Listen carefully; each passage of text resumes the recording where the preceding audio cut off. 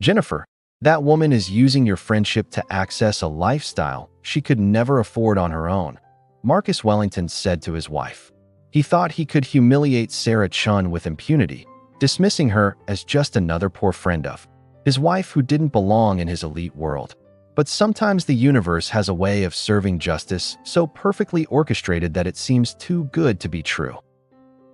Marcus Wellington stood 6 feet tall with perfectly groomed silver hair and a smile that never quite reached his ice blue eyes. At 45, he had built Wellington Industries from a modest family business into a multi-million-dollar empire, and he wore his success like armor. His tailored Italian suits cost more than most people's monthly salaries, and his Rolex Daytona gleamed under the crystal chandelier of his Beacon Hill mansion. Marcus had grown up wealthy, the son of old Boston money, where social hierarchies were as rigid as the marble columns supporting his family's estate. His wife, Jennifer Wellington, was everything Marcus believed a wealthy man's wife should be. Blonde, elegant, and originally from Connecticut's most prestigious families, she had met Marcus at Harvard Business School 15 years ago.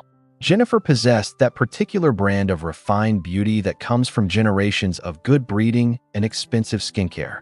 She wore her designer clothes with effortless grace and spoke in the soft, measured tones of someone who had never needed to raise her voice to be heard.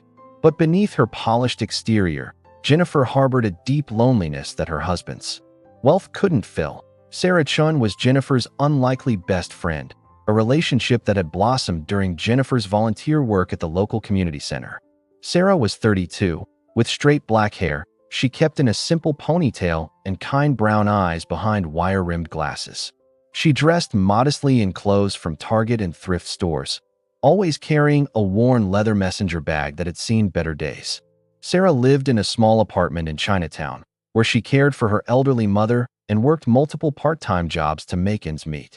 What Marcus saw as poverty, Jennifer recognized as quiet strength and unwavering dignity. The friendship between Jennifer and Sarah had begun 2 years earlier, when Jennifer was going through a particularly difficult period. Her marriage had grown cold, and she felt isolated in her world of charity galas and country club luncheons. Sarah, volunteering as a tutor at the community center, had listened without judgment as Jennifer spoke about her struggles. Their friendship transcended social boundaries, built on genuine care and understanding rather than social positioning. Marcus's assistant, Bradley Hutchinson, was a sharp-featured man in his 30s who had learned to anticipate his boss's needs with military precision. Bradley came from a middle-class background but had adopted the mannerisms and preferences of the wealthy elite, becoming more snobbish than those born into privilege. He viewed Sarah with barely concealed disdain, seeing her as a threat to the social order that had given him his elevated position. Mrs. Eleanor Whitmore, the Wellingtons' longtime housekeeper, was a stern woman in her 60s who had worked for wealthy families her entire career. She observed the household dynamics with sharp eyes but kept her opinions to herself, though she had grown fond of Sarah during her visits to the house. Eleanor recognized genuine kindness when she saw it, something increasingly rare in the circles she served. The Wellington mansion itself was a testament to old money and new success. The foyer featured black and white marble floors that gleamed under a massive crystal chandelier, while oil paintings of Marcus's ancestors gazed down from gilded frames. The living room showcased antique furniture that cost more than most people's cars, and fresh flowers were delivered daily to fill crystal vases throughout the house. Every surface gleamed with polish, and the air carried the subtle scent of expensive candles and fresh lilies. During one of Sarah's early visits, Marcus had cornered her in the marble foyer. "Sarah, isn't it? Jennifer tells me you work several jobs. How admirable that you're trying to better yourself." His tone carried the condescension of someone offering charity to the deserving poor. Sarah had simply smiled and replied, "I believe honest work has its own dignity, Mr. Wellington.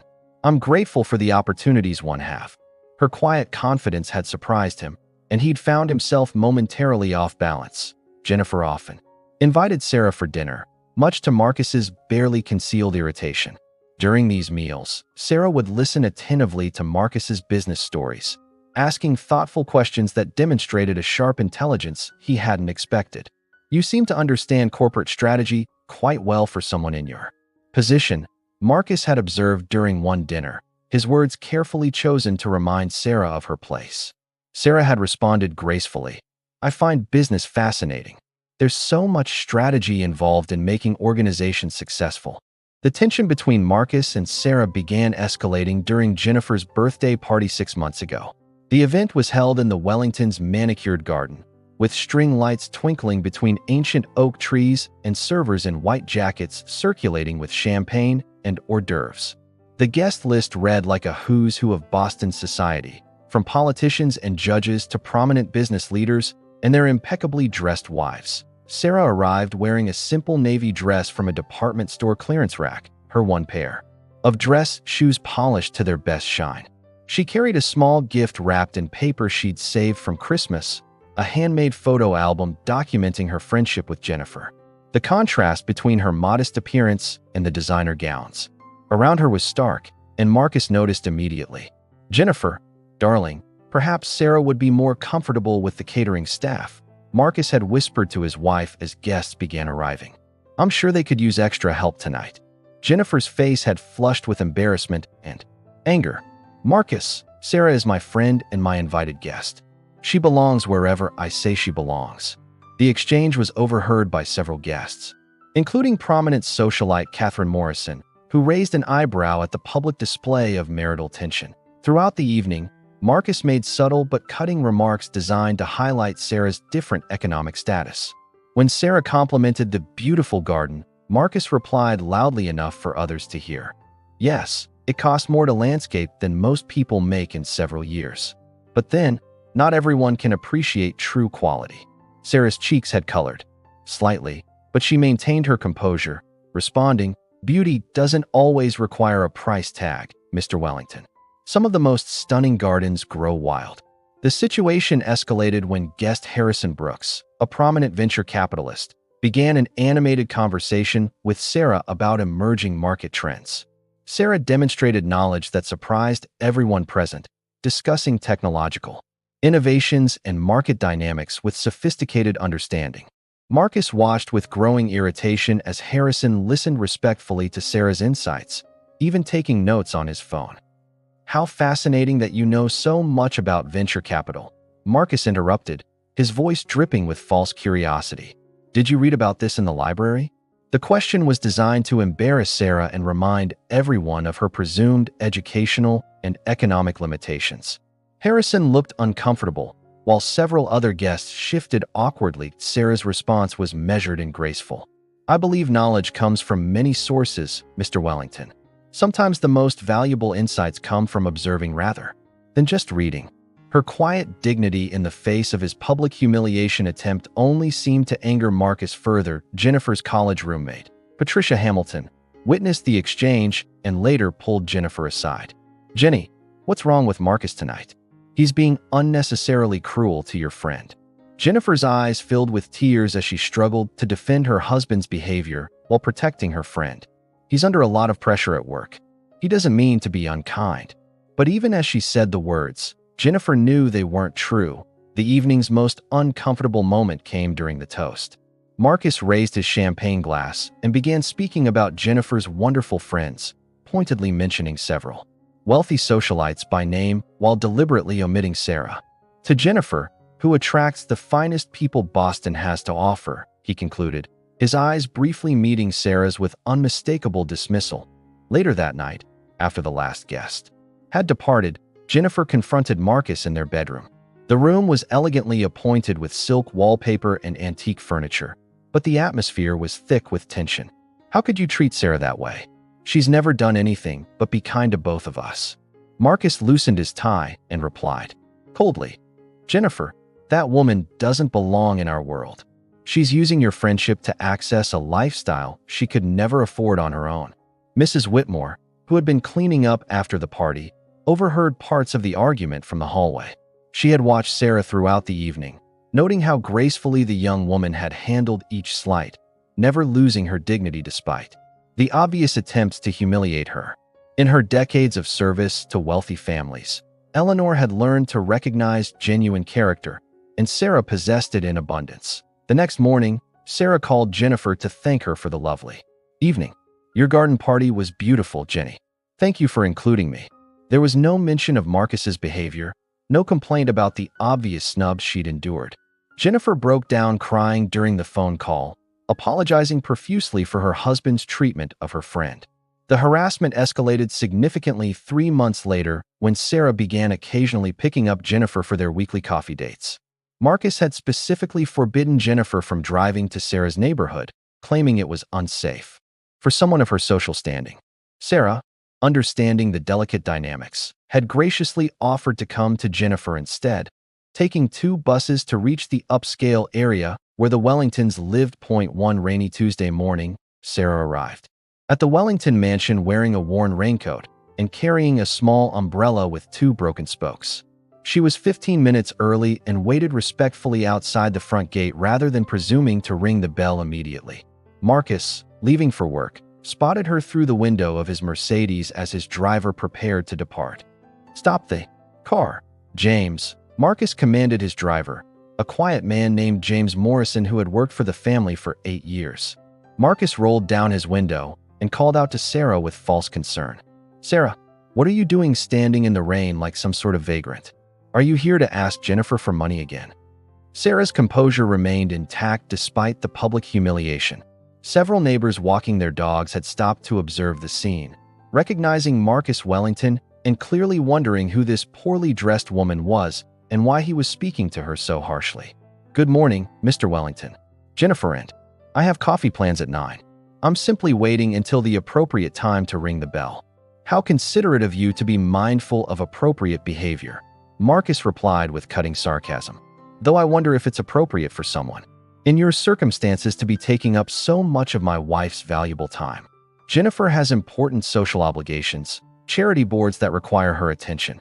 Surely you can understand that her time is better spent with people who can actually contribute to these causes." James shifted uncomfortably in the driver's seat, having witnessed his employer's cruelty on previous occasions, but being powerless to intervene without losing his job. He had 3 children and couldn't afford to speak up, but he felt sick watching Sarah endure the public humiliation with such grace that Mrs. Eleanor Whitmore had been watching from the front window and quickly opened the door, calling out, "Miss Chen, please come inside out of the rain. Mrs. Wellington is expecting you."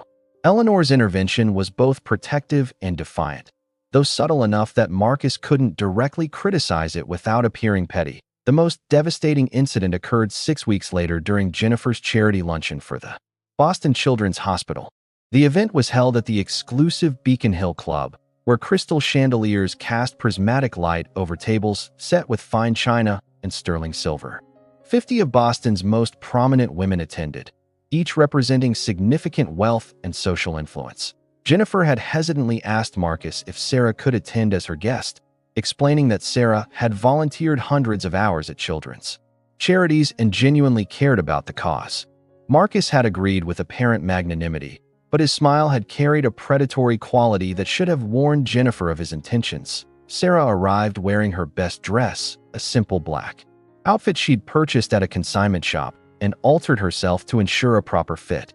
She carried a small clutch purse and had styled her hair in an elegant updo, looking dignified despite her obviously modest budget. Jennifer felt proud walking into the luncheon with her friend, hoping the event would help bridge the gap between Sarah and her social circle. The trouble began during the silent auction portion of the event. Sarah had been quietly admiring the displayed items, including vacation packages to European destinations and artwork donated by local galleries.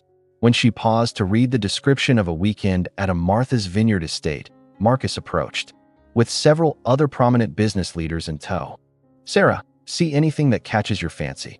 Marcus asked with false friendliness, his voice carrying clearly across the room. "Though I suppose the minimum bids might be a bit out of your range. The weekend package you're admiring starts at $5,000, more than some people make in months." The men with Marcus chuckled appreciatively at what they perceived as gentle teasing, not recognizing the calculated cruelty beneath the surface. Sarah maintained her composure, responding quietly, "It sounds like a wonderful opportunity for whoever wins it. I'm sure it will raise significant funds for the children's hospital." Marcus wasn't finished. "You know, Sarah, It's admirable that you're here supporting Jennifer's charitable interests. Though I do hope you understand that this is primarily a fundraising event. The expectation is that attendees contribute financially to the cause. I'd hate for there to be any misunderstanding about your role here. The implications were clear to everyone within earshot. Marcus was publicly suggesting that Sarah was present as charity herself rather than as a contributor, reducing her to the status of someone who took from these events rather than giving to them. Several women turned to stare, their expressions ranging from embarrassment for Sarah to disapproval of Marcus's public cruelty. Jennifer rushed over, her face flushed with anger and humiliation. Marcus, Sarah is here as my personal guest. Her presence alone is contribution enough. But the damage was done. Sarah had been publicly marked as different, as someone who didn't belong among the philanthropic elite. The final humiliation came during the lunch service.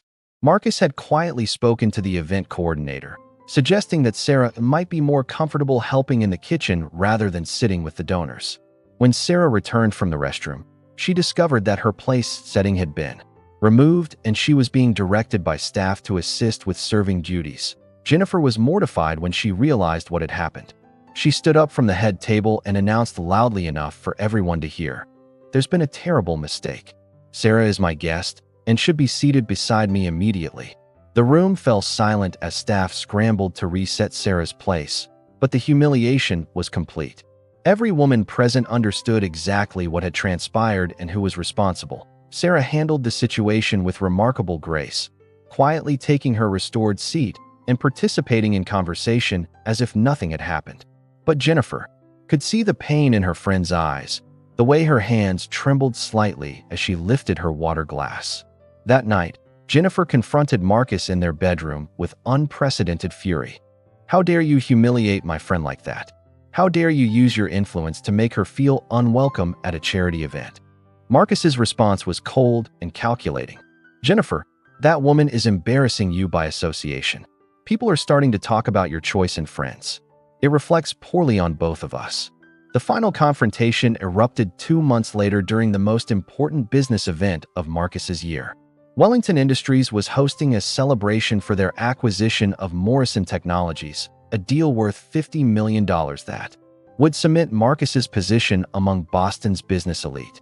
The event was held at the Four Seasons Hotel, with the city's most powerful business leaders, politicians, and media figures in attendance. Jennifer had begged Marcus to allow Sarah to attend, explaining that Sarah had been her closest support during the stressful months of the acquisition. Reluctantly, Marcus agreed, but his patience had reached its breaking point. He had been planning this moment for weeks, intending to humiliate Sarah so thoroughly that she would never dare show her face in his social circles again. The ballroom was magnificently decorated with white roses and gold accents, crystal chandeliers, casting warm light over tables draped in silk linens. A string quartet played softly in one corner, while servers in formal attire circulated with champagne and hors d'oeuvres that cost more per piece than Sarah's daily food budget. Sarah arrived, wearing the same black dress from the charity luncheon, having no other formal option in her limited wardrobe. She had spent hours pressing it and ensuring it looked as elegant as possible, even borrowing a small pearl necklace from her elderly mother. Jennifer greeted her warmly, but Marcus watched from across the room with predatory anticipation. The evening proceeded smoothly until Marcus took the stage to address his guests. He spoke eloquently about the Morrison acquisition, thanking key contributors and acknowledging important attendees by name. Then, with calculated malice, he decided to make an example of Sarah that would be remembered by everyone present. "Before we continue celebrating, I'd like to address something that's been troubling me," Marcus began, his voice carrying clearly through the sophisticated sound system. "We live in a time when the boundaries between different social classes have become blurred. Some people seem to think that simply knowing someone gives them access to circles they haven't earned the right to enter." The room fell silent as guests began to understand that something uncomfortable was about to unfold. Jennifer's face went pale as she realized what Marcus intended to do.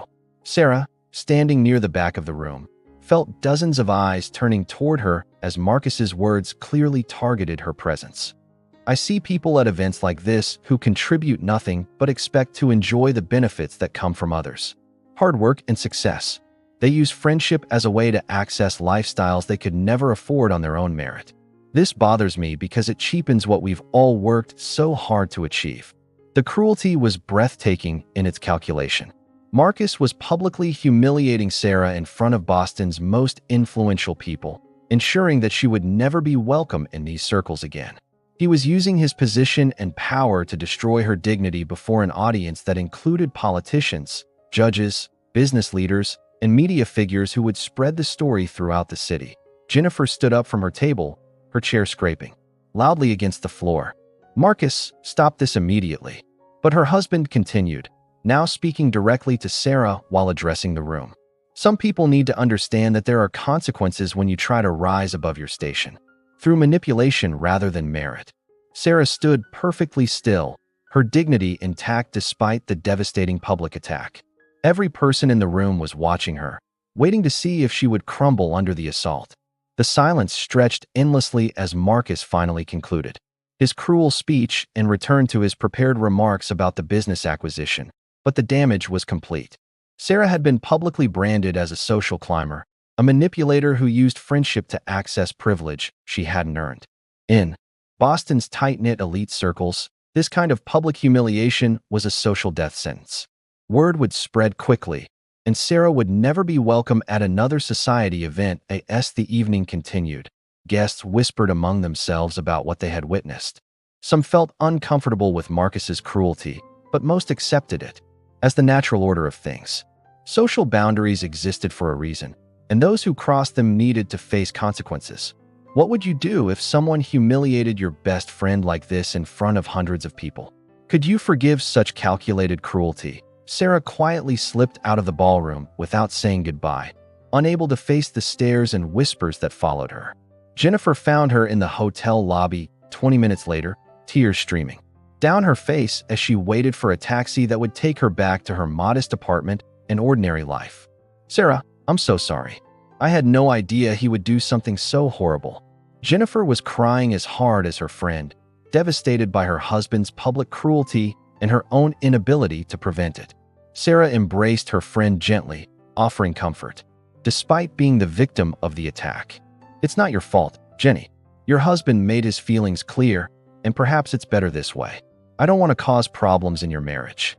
Sarah's grace in the face of such devastating humiliation only made Jennifer's guilt more intense. That night, Marcus returned home triumphant, believing he had permanently solved the problem of Sarah's presence in his world. He had used his power and position to destroy her social standing, ensuring she would never again have access to the elite circles where he reigned supreme. In his mind, he had protected his family's reputation and reinforced the social boundaries that kept order in his world. But Marcus Wellington had made a critical error in judgment. He had assumed that Sarah Chen was exactly what she appeared to be on the surface, never imagining that appearances could be deceiving. His arrogance and cruelty had been witnessed by hundreds of people, but he felt invincible in his position of power and privilege. But then something incredible happened that would turn Marcus Wellington's world completely upside down. 3 days after the humiliating business event, Marcus received a call from Bradley Hutchinson that would begin unraveling everything he thought he knew about his life. Bradley's voice was unusually tense as he delivered news that made no sense initially. "Mr. Wellington, there's been a development with the Morrison Technologies acquisition. The parent company, Chen Industries, has requested a meeting with you tomorrow morning. Apparently, there are some contractual details they want to discuss personally." Marcus was confused. The Morrison deal had been negotiated with the company's board of directors, and he had never heard of Chen Industries being involved. "Bradley, what exactly is Chen Industries?"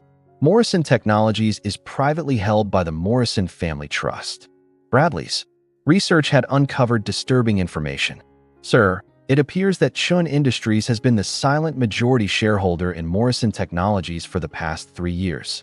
They own 68% of the company through a complex network of holding companies and investment vehicles. The Morrison family retained operational control, but Chen Industries was the real power behind the acquisition approval." The name Chen was starting to create an uncomfortable feeling in Marcus's chest, but he dismissed it as coincidence.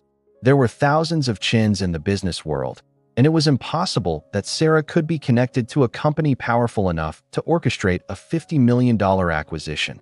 The meeting was scheduled for 10 o'clock the next morning.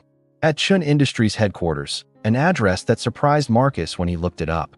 The building was a sleek 40-story tower in Boston's financial district, with Chen Industries occupying the top 5 floors. Marcus had driven past this building hundreds of times without realizing its significance as Marcus's Mercedes pulled up to the building. He noticed the understated elegance of the lobby. Black marble floors, contemporary art installations, and a receptionist who spoke with the refined professionalism of someone accustomed to dealing with high-level executives. The building directory showed Chen Industries as occupying floors 36 through 40, with Dr. Sarah Chen listed as Chief Executive Officer. Marcus's world tilted on its axis as he read the directory. Dr. Sarah Chen, the same Sarah Chen he had publicly humiliated 3 days earlier, was not only educated with a doctoral degree, but she was the CEO of a company that had just made him $50 million richer. The implications crashed over him like a tidal wave of realization and terror. The elevator ride to the 36th floor felt endless as Marcus tried to process what was happening. Sarah Chen wasn't the poor, uneducated woman he had assumed.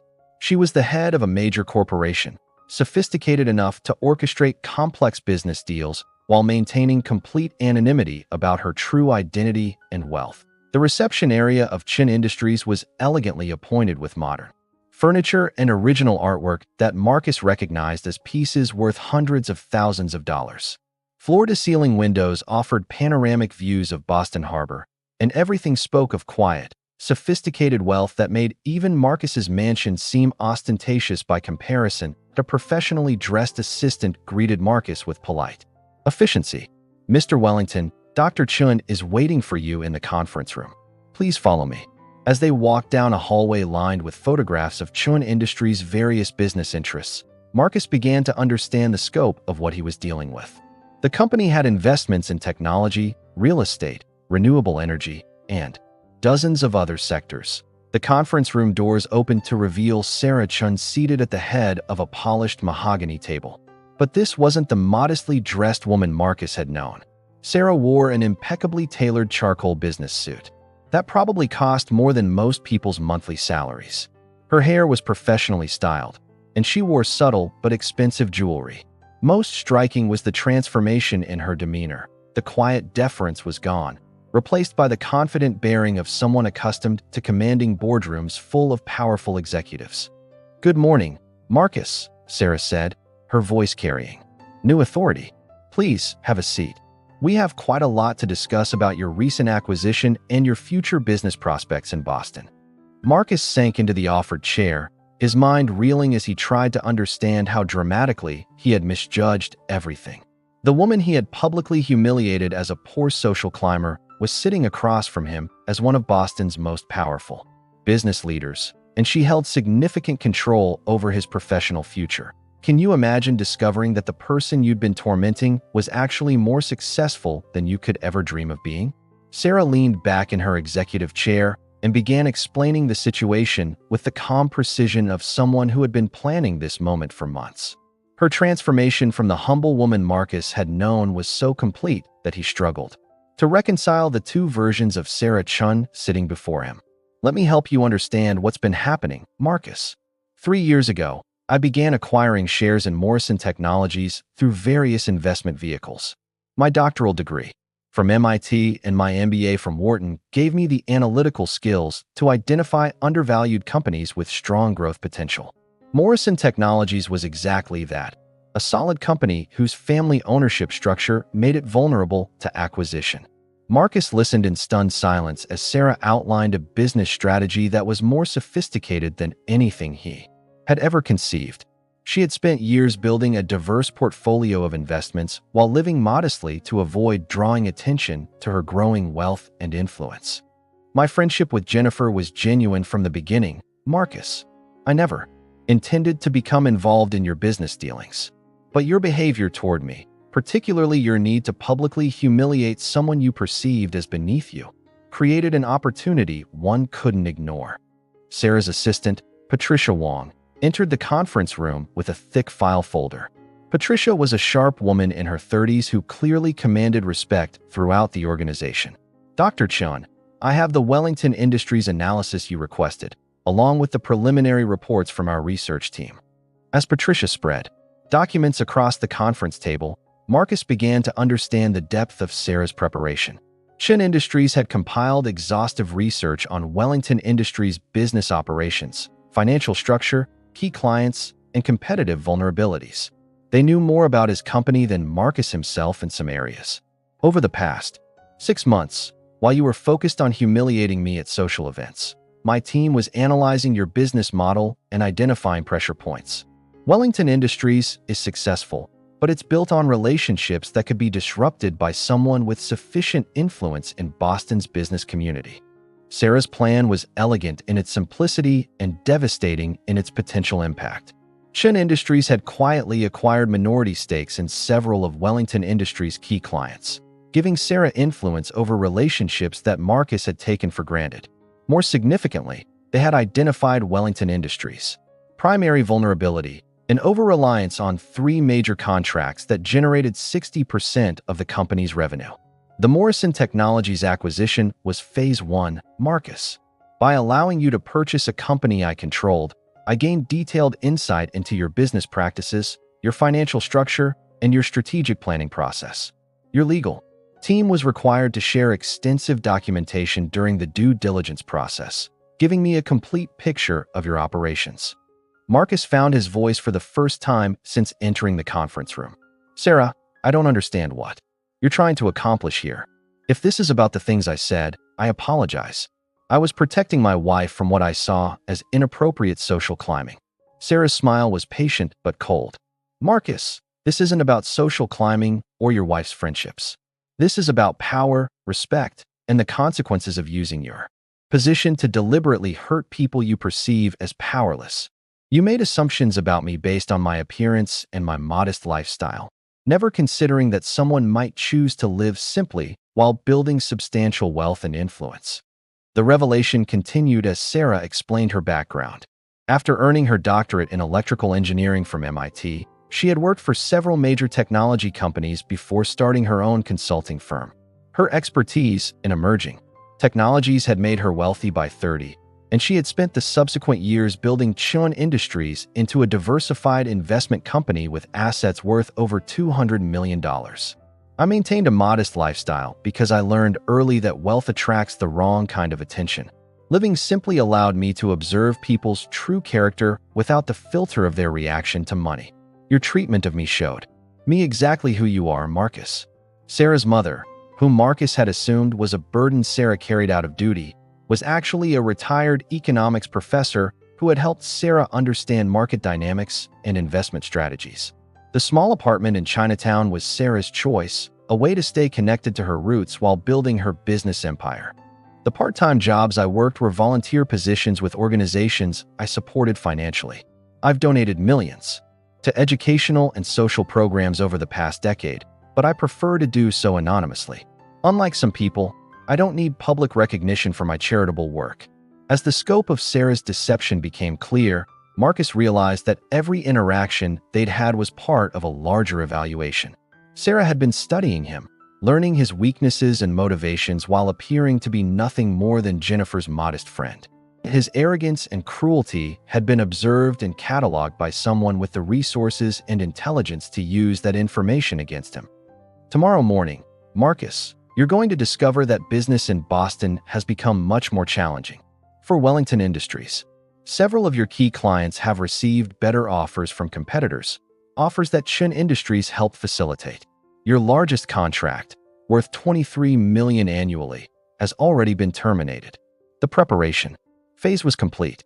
Sarah had spent months positioning herself to destroy Marcus's business empire with the same methodical precision she had used to build her own. Every move had been calculated, every step planned to maximize the impact of her revenge while maintaining her own position of strength. The execution of Sarah's plan began unfolding with military precision the very next morning. Marcus arrived at Wellington Industries to discover his assistant Bradley in a state of panic, fielding phone calls from concerned clients and dealing with crisis after crisis that seemed to emerge simultaneously. Mr. Wellington, Harrison Industries just canceled their contract effective immediately. They're citing concerns about Wellington Industries' financial stability and professional reputation. Thompson Holdings called 20 minutes ago with the same message. And sir, Channel 5 News is asking for a statement about your business practices and treatment of employees. Marcus felt his world collapsing as call after call brought news of canceled contracts, delayed payments, and questioned relationships. Companies that had worked with Wellington Industries for years were suddenly expressing concerns about continuing their partnerships. The timing was too perfect to be coincidental. Someone with significant influence was orchestrating his professional destruction. By noon, Marcus had lost 3 major contracts worth a combined $38 million annually. More devastating than the immediate financial impact was the damage to his reputation. Word was spreading through Boston's business community that Wellington Industries was unstable, that Marcus Wellington couldn't be trusted to maintain professional relationships. The coup de grace came when Marcus received a call from Boston Business Weekly requesting an interview about the social media controversy surrounding his recent behavior. Marcus had no idea what they were referring to until Bradley showed him the viral video that was spreading across social media platforms. Someone had recorded Marcus's cruel speech at the business event 3 nights earlier, focusing specifically on his public humiliation of Sarah.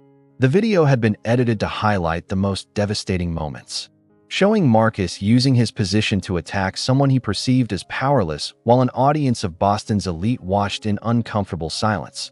But the video included something Marcus hadn't known about: Sarah's graceful exit from the event, showing her dignity in the face of his cruelty. More importantly, the video was accompanied by information revealing Sarah's true identity as Dr. Sarah Chen, CEO of Chen Industries and one of Boston's most successful entrepreneurs. The narrative that emerged on social media was devastating to Marcus's reputation. He was portrayed as a wealthy bully who had used his position to humiliate a successful businesswoman based on classist assumptions about her appearance and lifestyle. The story resonated with millions of people who had experienced similar treatment from powerful individuals who abused their positions. Within hours, the video had been shared thousands of times with commentary that uniformly condemned Marcus's behavior. Business leaders, social activists, and ordinary citizens expressed outrage at his public cruelty and praised Sarah's dignified response to the attack. The hashtag Dignity Matters began trending as people shared their own stories of being judged and mistreated by those in positions of power. While Marcus's phone rang constantly with reporters seeking statements, clients expressing concerns, and business associates distancing themselves from the controversy. His carefully constructed image as a respected business leader was crumbling in real time as the video continued spreading across social media platforms. The professional consequences accelerated throughout the week. Wellington Industries remaining clients began expressing concerns about being associated with the company, and several potential deals that had been in negotiation were quietly withdrawn. Marcus's membership in exclusive business organizations was questioned, and invitations to important events were rescinded. Jennifer confronted Marcus that evening in their bedroom, her face streaked with tears of anger and embarrassment. "Do you see what you've done? Do you understand that you've destroyed not just Sarah's dignity, but our entire family's reputation? I can't show my face at the club, Marcus. Women I've known for years are avoiding me because of your cruelty." But Sarah's revenge had additional layers that Marcus was only beginning to discover. Chen Industries had been quietly recruiting Wellington Industries' key employees, offering them significantly better compensation packages and opportunities for advancement. Marcus's best project managers, his head of sales, and 3 senior engineers had already submitted resignations. The most devastating blow came when Marcus learned that Chen Industries had purchased the building that housed Wellington Industries headquarters. As the new landlord, Sarah had every right to terminate Wellington Industries' lease with appropriate notice. Marcus received formal notification that his lease would not be renewed, giving him 60 days to relocate his operations. Sarah's plan extended beyond immediate business destruction to long-term consequences that would take years for Marcus to overcome. She had used her influence in Boston's business community to ensure that Wellington Industries would face obstacles in securing new contracts.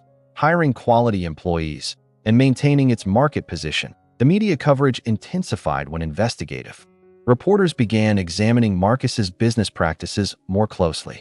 They discovered a pattern of arrogance and mistreatment that extended beyond his public humiliation of Sarah. Former employees came forward with stories of Marcus's condescending behavior and unfair treatment of those he considered beneath his social status. Have you ever witnessed someone get exactly what they deserved after years of treating others badly? Patricia Wong, Sarah's assistant, coordinated much of the campaign against Wellington Industries with the efficiency of a military operation. Each move was calculated to maximize damage while maintaining Chen Industries' reputation as a professional and ethical organization. They never engaged in illegal or unethical practices. They simply used their legitimate business influence to create consequences for Marcus's behavior. The social media campaign continued growing as people shared stories of similar experiences with wealthy individuals who abused their power.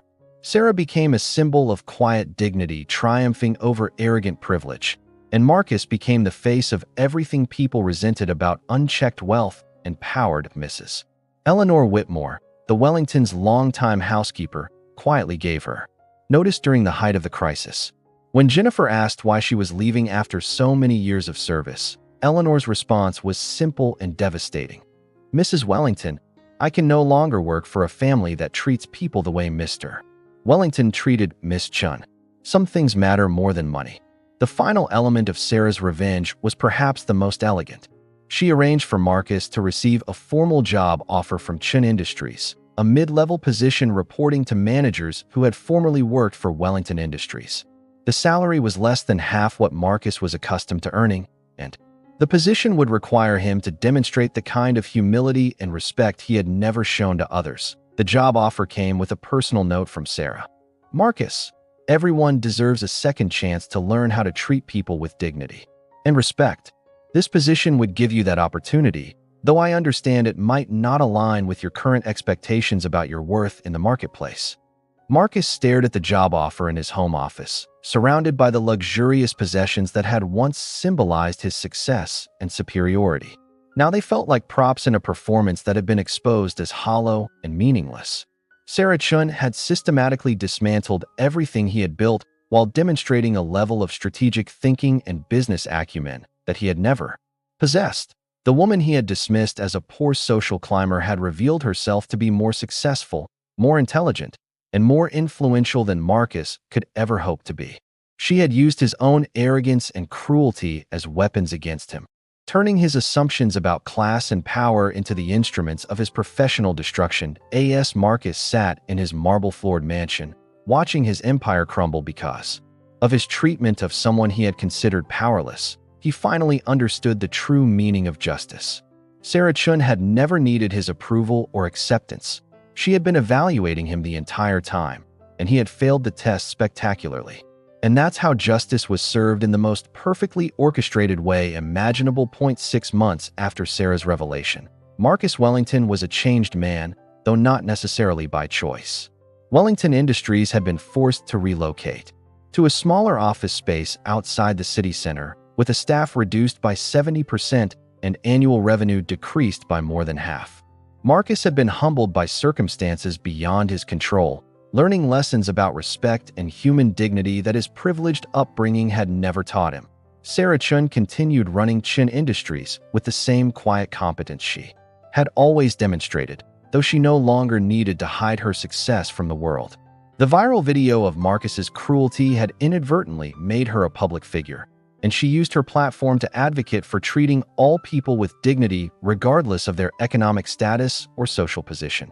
Jennifer Wellington divorced Marcus 8 months after the business event, unable to reconcile her love for her husband with her disgust at his treatment of her best friend. She moved to a modest apartment near Sarah's neighborhood, where the two women rekindled their friendship on more equal footing. Jennifer discovered that happiness didn't require marble floors and crystal chandeliers. It required authentic relationships, built on mutual respect and genuine care. Mrs. Eleanor Whitmore found new employment with a family that appreciated her decades of experience and treated her as a valued professional rather than invisible help. She often spoke to her new employers about the importance of character over wealth, using the Wellington situation as an example of how privilege without decency leads to inevitable downfall.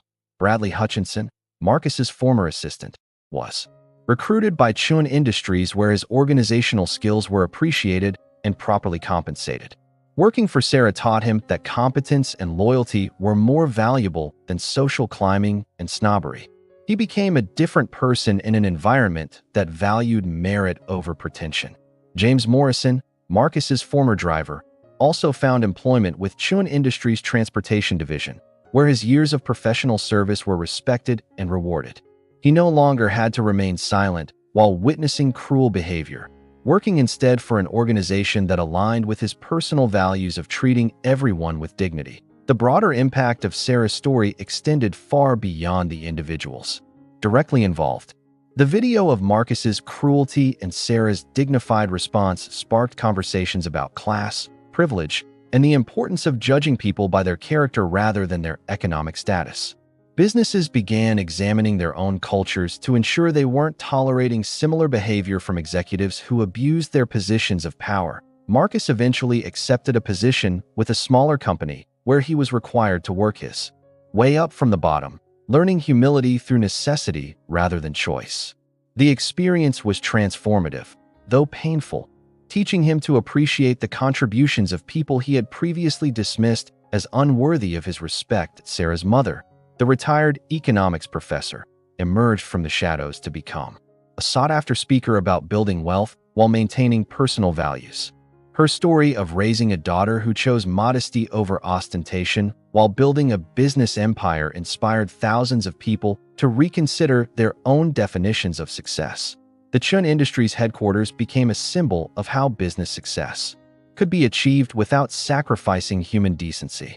Sarah implemented policies ensuring that all employees, from executives to maintenance staff, were treated with equal respect and dignity. The company's culture became a model for other organizations seeking to build ethical business practices. The story's impact on Boston's social scene was equally dramatic. The exclusive clubs and charitable organizations that had once been Marcus's domain began questioning their own practices and prejudices. Sarah's experience exposed the casual cruelty that wealthy individuals often inflicted on those they perceived as social inferiors, leading to meaningful conversations about inclusion and respect. Marcus's mansion in Beacon Hill was eventually sold to pay debts incurred during Wellington Industries' decline. The new owners were a young couple who had built their wealth through technology entrepreneurship, and they transformed the ostentatious display of old money into a warm family home focused on hospitality rather than intimidation. Sarah never publicly gloated about her victory over Marcus, maintaining the same quiet dignity that had characterized her response to his original attacks. When interviewed by business magazines about her success, she focused on the importance of hard work, education, and treating all people with respect rather than dwelling on the revenge that had made her famous. The lesson of Sarah Chen's story resonated far beyond Boston's business community. Millions of people who had experienced similar treatment from powerful individuals found inspiration in her example, learning that quiet dignity and strategic thinking could triumph over arrogance and abuse of power. Her story became a modern parable about the importance of character over wealth and the inevitable consequences of treating others badly. Years later, when business students studied the case of Chun Industries versus Wellington Industries, they learned about more than corporate strategy and market dynamics. They learned that success built on the foundation of human decency was more sustainable than power constructed through intimidation and social climbing. Sarah's story became a reminder that true strength comes from lifting others up rather than putting them down. If you love stories where justice wins, smash that subscribe button and join the millions of people who believe that character matters more than money. The algorithm needs to know that you want more stories about people getting exactly what they deserve, whether that's comeuppance for bullies or triumph for the underestimated. Binge watch more revenge stories in our Sweet Justice playlist where we explore the most satisfying examples of karma in action. From corporate boardrooms to small-town drama, these stories prove that treating people badly always comes back to haunt those who abuse their power. Share this with someone who believes in karma and needs a reminder that dignity and respect are more powerful than wealth and status. Tag a friend who's ever been underestimated because of their appearance or background. They need to see Sarah Chen's incredible story of quiet triumph over loud arrogance. Don't miss our next story. It's even more shocking than this one. We're covering the case of a wealthy socialite who discovered her husband's secretary was actually an undercover FBI agent investigating his business dealings. Subscribe and hit the notification bell so you never miss these incredible tales of justice being served. Remember, sometimes the most powerful people are those who choose to appear powerless, and the most dangerous enemies are those you never see coming. Sarah Chen proved that true strength doesn't need to announce itself. It simply gets results when the time is right. Sometimes karma takes time, but it never misses its target, especially when it's guided by someone as brilliant and patient as Sarah Chen. What did you think of the story? Leave a comment and a review about this story. Now, 2 buttons will appear. One to subscribe, if you haven't already, and the other to watch other interesting stories. Choose one. Thank you for watching this far. See you soon.